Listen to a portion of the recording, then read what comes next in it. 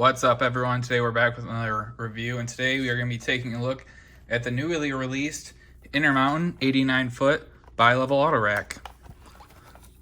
Go ahead and show you the side of the box right here. We're going to be looking at the BNSF new image and their bright orange paint scheme. Go ahead and take it out of the packaging. Comes with a 2-piece hard shell. And the model comes wrapped in this soft plastic. Just take a quick gander at it. So, all right, we're gonna go ahead and get this on the turntable and get a little bit of a closer look at it. All right, so we got the car out of the box.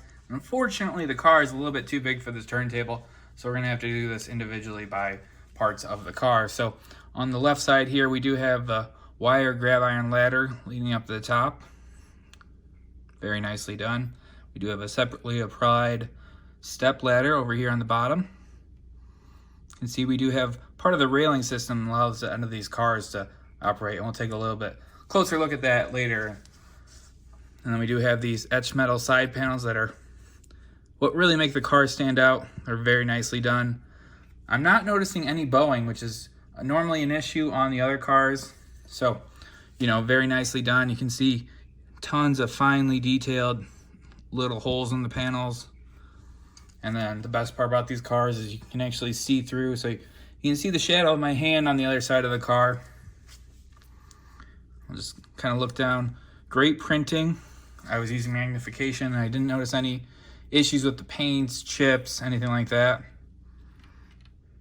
You can see a little bit of the brake detail down here. We'll take a little bit closer look at that when we flip the car over.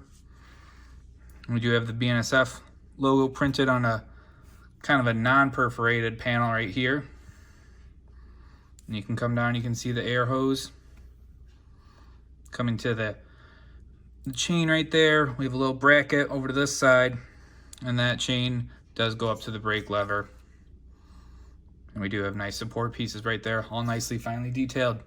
And we do have a step ladder on the other side right here. All right, so we are looking over here at the B end. We don't have a brake wheel, but we do have a brake lever instead.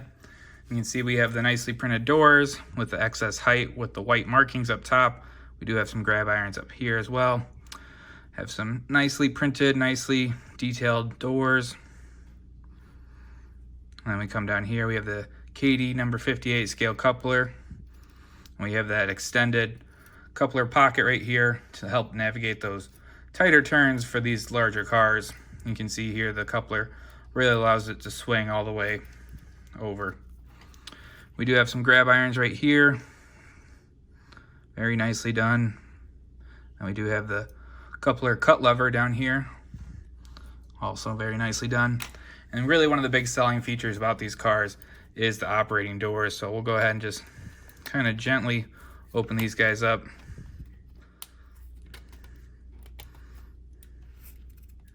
This car is pretty new, so these doors are a little bit stiff, and just kind of gently work them. Got a little bit skewed right there, but you can see down into the actual car body that you'll be able to put loads or put cars into these. And they have a little trackway with the little dividers for the tires, and kind of nice little trackway right here to allow the car to stay centered on that bottom rung. And you can see here, it is actually a bi-level Autorack. So we'll go ahead and go to the other side. So looking at this other side, we can see what it looks like with the door fully extended. And it's kind of a little bit easier to kind of help that door slide back into that original position. And you can see here we do have that railing system that the door slides in. And once it's pretty close, it's helpful to kind of push it from this side instead of trying to pull it. And that gets a little bit more skewed than what you want it to do. And you can see here, go ahead and flip it. We do have these very tiny stops at the top right here. You can see they're supposed to stop the door and tell you when you've gone far enough. We see have the one door, and we do have the one door open. And then coming to the other side of the car, there's no real other differences from the other side. Just overall great detail, very nice printing, very nice car by Intermountain. So we'll go ahead and take a look at the bottom next. All right, so with the bottom of the car, we can see this coupler, and the pivoting point of the coupler is right here with the truck mount. And you can see, just the amount of swing on that coupler. It's really gonna help navigate those tighter turns. And then if you wanna go ahead and replace the coupler, you're gonna have to take these 4 screws off, and that will show you the coupler assembly. And then we do have the Barber S2 trucks and the 33-inch metal wheels right here. And then on the underside, you can see all this great underbody detail. We do have the brake lever, good piping right here, nicely finely done. Kind of move over, you can see the brake reservoir right here, triple valve, more brake levers, brake cylinder right here, more levers. We got the chain coming down. We do have some brake piping that's molded on, and that's the actual weight of the car right there, all molded on. And then coming down over here, you can see we got more coupler action and good looking trucks. Swing around to the other side, take a look at the roof. Not much to see on the roof, but we can see we got a little bit of rivet details up top, but overall just nicely done. But not much to see on the top. So overall, very nice looking car. All right, so we're just gonna go ahead and take a quick look at the coupler height. We just have the one of the 4 cars right here. You can see this is the A end from the no brake wheel right here. You can see it's quite a bit low, about almost 50% off. So we'll go over here to the B end, see how that is. And yeah, that's low too, about 1/4% off. So both sides are low, and then I'll go ahead and throw up a little logo or a little diagram that says what the other cars were, just because I don't want to waste the time. And I just want to talk about the other paint scheme I did get, and that is the Ferromex one, and it has been extremely hard to find. I know everyone's, if you've been watching eBay, some of these have been going for crazy prices, almost double what the MSRP was. So you can see here it does have the gray with the nice red striping, and it does have the Ferromex and the Guapo de Mexico up here, the very nice red. It's just a very nice scheme overall. But, nothing different with these. Just that red is really something. Looks really good. Especially, you've been seeing more and more of these quite a bit. So it's nice to actually get some modern cars, modern Autoracks, and this Ferromex, looks really good. So one other thing I kind of wanted to show you guys, which is the difference in these panels. So we do have this new run BNSF and the new image orange. And you can see here, not a lot of light is getting through. You can still see my hand on the other side of the shadow. And this is pretty similar to what one of the older runs did. So this is the Ferromex one from the previous run. You can see here, a little bit of shadow, not very much. And you can see actually the same perforated hole style, not too different. And then one of the other first runs, this is either from the first or second run, I'm not 100% sure, this is the CSX one. So you can see here very clearly, you can see my hand a lot better. And it has more of the style of, smaller, very fine, very tiny holes, where this one, try and get both in one shot. But you can see here the 2 different styles of the mesh and just the differences. So you won't be able to see, if you have cars in there, like if you have older style Intermountain runs, you won't be able to see the cars as well. It's just kind of a shadow. But if you have kind of the CSX or the earlier runs, you're definitely going to see the car shadows a lot better. I know some people, they put actual cars in there, or if they put, cardboard cutouts with, a white background with cars in there, and you can actually see the cars pretty well. Another quick thing I just wanted to talk about is actually loading cars into these, and that's kind of one of the main appeals of Autoracks, is loading mini cars into these. And what you can do is you just take, I have a 187 scale car right here, and you can just put it in there and slide it in. And like I said earlier, you can't really tell unless you have a strong light, but one thing you will have is the car moving inside the actual car, which may not be what you want. You might have, the actual cars, especially if you put 2 or 3, or I believe these can fit 5 of that specific car. So what I would do for these cases, I would actually take a little piece of brass or a little piece of styrene. In this case, I do have the brass. And I would just set it down, and I would go ahead and I'd actually super glue the cars to this piece of brass. So, just get 1 or 2. I think I got 3 here. Kind of get them all situated, and that's what they would normally look like. And obviously these would be glued down, but you could take it and then you could load the car like that. And then you would have a nice load. Hopefully these will stay in. And once they're glued down and secure, obviously if you have shaking in the cars won't move around unless they become unglued. And if you want to swap them out, you would pull the load out and you're good to go. You can set them down in a parking lot and people won't really notice it. But that's what I kind of do to kind of make it a little bit easier to load the cars. And if you have a sudden brake or emergency brake or sudden acceleration, you won't have the cars slamming into each other inside the actual car bodies. So one quick thing I just want to talk a little bit more about is the actual operation of these doors.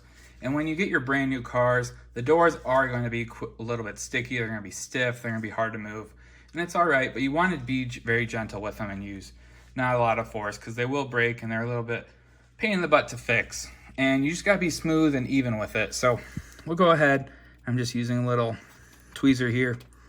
And you want to just kind of just get them open a little bit. You want to slide them like that. You want to make sure you're, pushing at the top and pushing at the bottom as close to the rails as possible. And you can see here we have some fully open doors now. And we can see here we do have the rails, and they do have kind of 2 pins that sit and ride on that rail. So now when we go ahead and close the doors, we're going to give it a gentle push. We can kind of get about right there before the car body's flush with the grab iron door. Go ahead and push this guy in. And we can get just about there, and that's about it. And then it becomes a little bit easier to kind of give it a little push with like a screwdriver or something, very gently from the other side, kind of just help it along. And once it's loose, you can push it with your hand, but you just want to very gently, especially on these new cars where they're not really broken in, and you can see, back together.